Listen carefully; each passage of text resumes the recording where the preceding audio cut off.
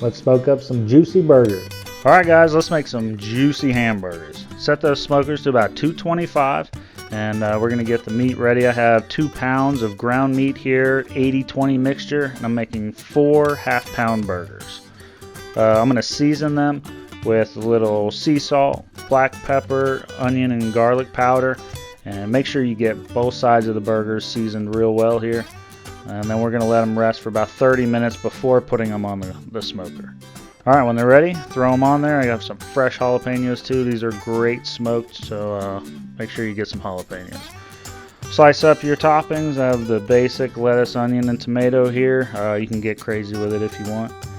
Once the burgers reach about 15 degrees below your desired internal temp, pull them off the smoker. So I pulled mine at 130 internal and put them on my gas grill on the side. I have a searing section, so I'm going to sear them on that for about a minute or two aside until they look good. They should come up about 15 degrees when searing.